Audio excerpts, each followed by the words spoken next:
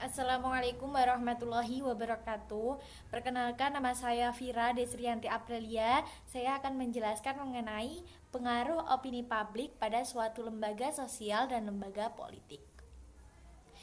Jadi istilah opini publik dapat dipergunakan untuk menandakan setiap pengumpulan pendapat yang dikemukakan individu-individu. Opini publik merupakan efek komunikasi yang dapat menentukan sukses gagalnya komunikasi yang dilancarkan seseorang atau sekelompok orang dalam mempertahankan eksistensinya. Um, Opini publik itu adalah secara sederhana bisa opini itu diartikan dengan pendapat. Tapi setidaknya ada sebuah ekspresi dari pendapat tersebut baik secara verbal maupun nonverbal. Selama pendapat itu belum diekspresikan, maka saat itu pendapat itu adalah pendapat pribadi. Khalayak politik mempunyai kekuatan untuk menentukan berhasil tidaknya komunikator politik dalam proses politik dengan tindakan publikasi, sosialisasi, kampanye, dan propaganda politik. Proses memenangkan opini publik dilakukan secara sistematis dan terstruktur dan masif. Artinya, semua proses dan tindakan dalam pembentukan opini adalah sebuah tindakan yang terencana serta terkendali. Ahli komunikasi yang menyatakan bahwa potensi opini publik bagi kehidupan manusia antara lain sebagai berikut. Yang pertama, opini publik dapat memperkuat undang-undang atau peraturan-peraturan sebab tanpa dukungan opini publik, UU atau PP itu tidak akan berjalan. Kedua, opini publik merupakan pendukung moral dalam masyarakat. Ketiga, opini publik adalah pendukung eksistensi lembaga-lembaga sosial. Dapat dilihat bahwa efek dari potensi opini publik sangat kuat sekali. Dalam arti, tanpa dukungan opini publik, undang-undang atau peraturan-peraturan itu tidak ada artinya. Tanpa dukungan opini publik, tidak akan tercapai apa yang menjadi harapan masyarakat mengenai sesuatu hal yang diperjuangkan. Dan tanpa dukungan opini publik, eksistensi suatu lembaga tidak akan berjalan dengan baik, bahkan dapat menuju pada kehancuran. Baik, melanjutkan penjelasan dari Vira tentang opini publik. Sependapat dengan Bogardus, beliau mengemukakan tentang efek atau pengaruh dari potensi opini publik. Di antaranya, yang pertama, opini publik dapat menjadi hukuman sosial terhadap orang atau sekelompok orang yang terkena hukuman tersebut. Jadi efek dari potensi opini publik yang pertama ini adalah bagaimana opini publik ini bisa dikatakan menjadi sebuah hukuman atau norma bagi setiap orang atau sekelompok orang yang mendapatkan hukuman tersebut. Dan yang kedua, ada opini publik sebagai pendukung bagi kelangsungan berlakunya norma sopan santun, baik antara yang muda dengan yang lebih tua atau justru sebaliknya, antara yang muda kepada yang sesamanya. Berikutnya yang ketiga, ada opini publik dapat mempertahankan eksistensi suatu lembaga atau bahkan bisa menghancurkan suatu lembaga tersebut. Ya, ini adalah salah satu kekuatan dari opini publik di mana eksistensi atau keberadaan suatu lembaga itu juga dipengaruhi oleh bagaimana pendapat atau tanggapan dari publik, tanggapan dari masyarakat sosial seperti itu. Baik, yang selanjutnya yang keempat, ada opini publik dapat mempertahankan atau menghancurkan suatu kebudayaan. Ya benar, ini berkaitan dengan yang kelima, yaitu opini publik dapat pula melestarikan norma-norma sosial. Opini publik memang sebagai sebuah, bisa dikatakan sebuah kekuatan politik ya teman-teman. Jadi sudah terbukti mampu mendukung suatu kekuasaan dan juga telah terbukti seperti norma-norma hukum, adat istiadat, agama, kepercayaan, dan lain sebagainya. Jadi opini publik sebagai sebuah kekuatan politik juga telah menjadi realitas politik yang tercatat dalam sejarah kajian komunikasi politik. Selanjutnya, opini publik juga yang telah terbentuk kemudian akan dapat mempengaruhi pendapat pribadi masyarakat terkait isu politik yang sedang terjadi atau terkait isu-isu yang lain yang sedang terjadi pada saat itu.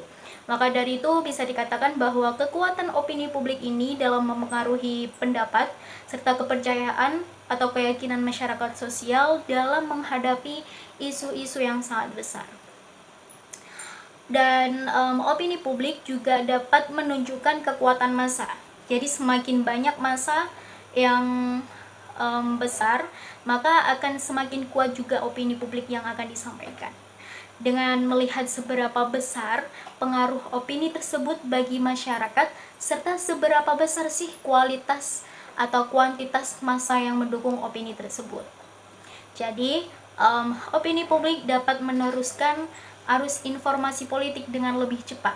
Dengan demikian, masyarakat sosial juga dapat lebih cepat sadar akan isu politik yang sedang berlangsung.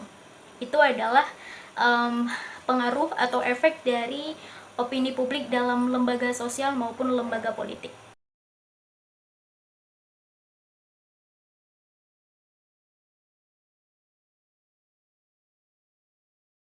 Melanjutkan pembahasan dari pemateri sebelumnya, yakni mengapa opini publik bisa menjadi eksistensi lembaga sosial dan lembaga politik.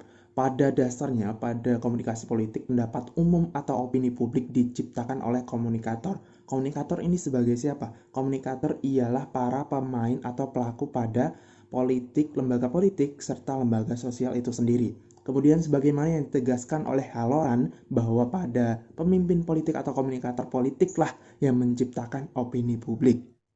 Karl Popper menyatakan pemimpin politik merupakan pihak yang mempunyai kekuatan, kekuasaan, serta kelebihan untuk menciptakan opini publik karena mereka berhasil membuat beberapa gagasan atau argumen yang dimana gagasan atau argumen tersebut awalnya ditolak, kemudian dipertimbangkan dan akhirnya diterima. Pada proses demikian mengalami beberapa tahapan-tahapan yang dimana akan menemui titik terang atau tujuan yang telah ditentukan atau direncanakan oleh komunikator politik itu sendiri. Contohnya sebuah kebijakan baru yang dikeluarkan oleh pemerintah sebagai komunikator politik tidak selalu langsung diterima oleh masyarakat, seringkali menimbulkan pro dan kontra. Pada di sini merupakan opini publik yang dimana para publik menyuarakan serta memberikan argumen serta opini mereka pada kebijakan-kebijakan yang telah dikeluarkan oleh para komunikator politik. Masyarakat atau publik yang pro adalah yang dapat menerima serta setuju pada kebijakan tersebut, bahkan mendukung kebijakan sebagaimana yang diinginkan oleh pemerintah. Sebaliknya, mereka yang kontra adalah yang tidak setuju dengan mempertanyakan apa alasan kebijakan tersebut ditetapkan dan diperlakukan. Sederhananya dengan memancing respon dari khalayak umum untuk menyuarakan opini mereka. Dengan demikian, ada keterlibatan antara komunikator politik ini dengan opini publik serta lembaga politik dan lembaga sosial yang bersangkutan terkait dengan kebijakan pemerintah yang ditanggapi atau direspon oleh publik dalam bentuk opini atau argumen. Kemudian opini publik merupakan hasil atau efek dari pesan komunikasi yang disampaikan oleh komunikator. Pesan disampaikan dengan menggunakan saluran atau media politik kepada khalayak agar mencapai suatu tujuan tertentu. Sebagaimana komunikasi politik pada umumnya, opini publik juga dinyatakan sebagai sesuatu yang selalu berubah dan berkembang secara dinamis atau elastis. Bukan sesuatu yang statis, artinya pembentukan opini publik adalah sebuah proses yang secara terus-menerus harus dikerjakan sebagai upaya menyusun dan menciptakan persepsi yang bermakna gejala politik atau citra politik, serta mengungkapkan kepercayaan, nilai, penghargaan yang saling melingkupi opini mereka. Sifat dinamis pembentukan opini publik sekaligus menegaskan bahwa tidak ada kegiatan yang sama dalam setiap peristiwa politik. Opini publik selalu dibentuk sesuai dengan keadaan serta situasi politik yang melingkupi peristiwa atau mendasarinya. Dalam hal itu adalah sesuatu yang bisa dijelaskan, dibentuk, diubah, dipelihara, dan dipertahankan. Setiap tindakan komunikasi politik mempunyai setting peristiwa yang menjadi dasar untuk memahami peristiwa tersebut komprehensif. Pemahaman tersebut terhadap setting peristiwa adalah kunci pengelolaan opini publik. Berdasarkan pemahaman sebelumnya dapat dipahami bahwa opini publik sejenis tanggapan ya atau respon dari pemikiran publik dan usaha opini publik yang dibentuk oleh komunikator yang memancing atau mencari perhatian dari publik untuk menjadi bahan eksistensi opini publik untuk lembaga sosial atau lembaga politik yang bersangkutan.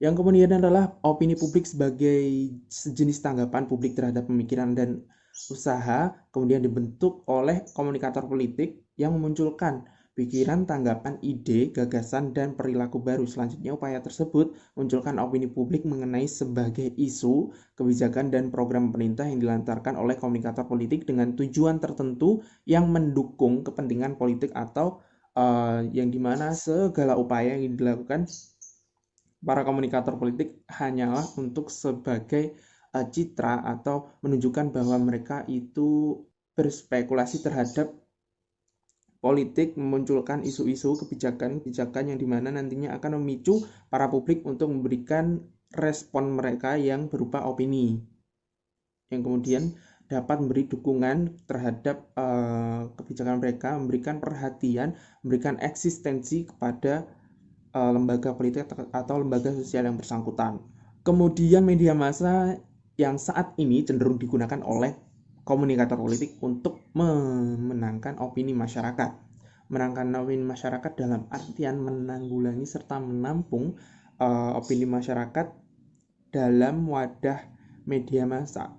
Untuk saat ini, media massa dengan kekuatan mempengaruhi khalayak, didukung oleh jangkauan yang luas, serentak, dan cepat. Walaupun pemanfaatan media cenderung mahal biayanya dibandingkan dengan media baru atau new media atau media sosial atau sosial media, media baru dan media sosial menjadi pilihan media dalam proses komunikasi politik masyarakat dan generasi baru saat ini, yang dimana notabene-nya pada saat ini masyarakat lebih cenderung menggunakan media sosial atau media internet untuk mendapatkan berbagai informasi, mendapatkan berbagai berita yang dimana tidak dapat dijangkau dalam ruang dan waktu. Dengan demikian, menggunakan media internet atau yang bisa disebut gawai ya, saat ini media tersebut kita dapat mencari serta menemukan informasi serta kebutuhan-kebutuhan lainnya yang dimana tidak memungkinkan untuk kita dapatkan dari jangkauan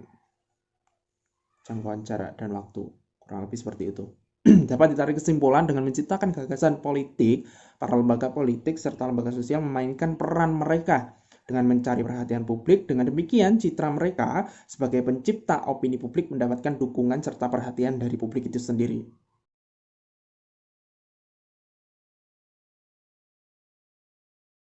Di sini saya Nur Fatona akan menjelaskan tentang opini publik yang membahas tentang politik. Nah, opini publik sendiri adalah bidang politik yang muncul seiring dengan eranya kebebasan politik pasca reformasi tahun 1998. Ia menjadi bidang industri politik baru yang prospektif yang menghadiri seiring dengan pemilu langsung untuk pemilihan berbagai jabatan publik seperti kepala daerah dan anggota legislatif. Dalam perjalanan pemilu sejak reformasi, peranan lembaga survei mengundang berbagai pro dan kontra seiring meningkatkan daya tercatat. Di era pemilihan kepada daerah pilkada, langsung akan ada konvergensi kepala daerah provinsi di 33 provinsi dan 450 wilayah, pemilihan calon wali kota atau bupati. Mereka semua berkepentingan dengan survei untuk mengetahui probability kandidat agar bisa terpilih. Hal ini ditambahkan dengan ratusan calon anggota DPR dan juga ribuan calon anggota DPRD untuk bisa memiliki peluang lolos dalam pemilu parlemen. Di tingkat nasional juga ada pemilihan presiden dan wakil presiden secara langsung. Denny J.A. 2019 menambahkan di era pasca pilkada dan pemilu, pemerintah dan partai politik, media dan pengusaha juga berkepentingan untuk mengetahui aspirasi, evaluasi, dan tingkat kepuasan publik mengenai berbagai isu yang terkait. Dan angka itu akan terus bertambah, khususnya lembaga survei yang hadir dan menyamarkan pemilu langsung di berbagai daerah atau lokal. Dinamika perjalanan lembaga survei di Indonesia tidak lepas dari apa yang selama ini dipublikasikan ke publik, khususnya terkait dengan hasil survei. Pada pemilu 2014, pertarungan antara lembaga survei itu semakin kuat. Perang publikasi hasil akan semakin keras karena masuknya memperoleh dukungan, popularitas, dan akseptabilitas, dan pemilih harus berbagai kepentingan praktis guna mendesak kandidat untuk diakui. Sejak itu, perjalanan lembaga survei mulai menemui kontroversi. Dalam berbagai kasus, keberadaan dan perang antar lembaga survei politik ini disinyalir untuk mengeraskan konflik dan persaingan antar kandidat. Nah, Dengan merilis hasil, politik ini lebih condong sebagai lembaga bisnis partisipan yang menguntungkan kandidat tertentu sebagai lembaga survei. Kritik sejumlah bukti konkret dan tak terbantahkan mengapa lembaga survei paling politik semakin yang tertentu dan tidak mengada-ngada dan semakin bisa dipahami logika. Baik, saya akan melanjutkan pembahasan berikutnya, yakni mengenai lembaga sosial dalam menjaga eksistensinya dengan opini publik, khususnya dalam lembaga kursus dan lembaga public relation, di mana saat ini persaingan dalam dunia kerja sangatlah ketat dan kita sebagai SDM dituntut untuk bisa memiliki kompetensi yang semakin baik agar memiliki peluang diterima kerja semakin besar. Nah, kondisi-kondisi tersebut tentunya dipahami oleh SDM yang mengerti public relation atau PR sebagai peluang pencari kerja, dan saat ini PR sendiri banyak dibutuhkan dalam perusahaan-perusahaan. Nah, banyak kasus yang melibatkan perusahaan-perusahaan besar di Indonesia terkait hubungan dengan para stakeholder dan lingkungannya. Untuk mendapatkan hubungan yang harmonis dengan para stakeholder dan mendapatkan reputasi yang baik, ini bisa disebabkan oleh seorang public relation. Nah, public relation sangat dibutuhkan dalam suatu organisasi atau perusahaan untuk dapat menciptakan opini publik yang menguntungkan organisasi atau perusahaan yang bersangkutan. Oleh sebab itu, banyak organisasi yang sangat membutuhkan seorang public relation yang memiliki kompetensi yang baik. Nah, untuk mendukung perkembangan public relation di Indonesia, baik sebagai konsep atau teori dan ilmu maupun untuk pembinaan profesional, telah berkembang pula lembaga pendidikan dan pelatihan khusus yang mendidik tenaga-tenaga di bidang komunikasi dan public relation pada tingkat akademik di berbagai perguruan tinggi atau universitas, dan pelatihan yang bersifat khusus untuk mendidik tenaga terampil di bidang tersebut. Nah, dengan bergabung di public relation, di pelatihan public relation, ini akan menjadi alternatif terbaik untuk memasuki dunia kerja yang persaingannya semakin ketat. Nah, pelatihan ini bertujuan agar seseorang memiliki kemampuan untuk mengkomunikasikan berbagai ide, melaksanakan rencana program kepada berbagai kelompok masyarakat sasaran organisasi untuk mendapatkan pengertian dan dukungan, disertai dengan kemampuan untuk mengevaluasi perilaku masyarakat. Nah, mengidentifikasi kebijaksanaan dan prosedur organisasi sesuai dengan kepentingan masyarakat. Opini publik sangat mempengaruhi suatu lembaga. Penciptaan opini publik yang menguntungkan atau yang mendukung suatu lembaga adalah tujuan utama public relation. Untuk itu, opini publik atau pendapat umum, public opinion, mempunyai kedudukan yang penting dalam kegiatan penerangan dan public relation. Baik, cukup sekian dari saya. Penjelasan selanjutnya akan disampaikan oleh teman saya. Sebelumnya, perkenalkan saya Evi Nurhidayah. Di sini saya akan melanjutkan menganalisis kasus. Kasus yang selanjutnya ada berdirinya Lembaga Swadaya Masyarakat YLBHI, Yayasan Lembaga Bantuan Hukum Indonesia dan eksistensinya. Di sini tidak begitu jauh dari kasus NU sebelumnya, hanya saja berbeda dari tujuan yang ingin disampaikan oleh organisasi ini.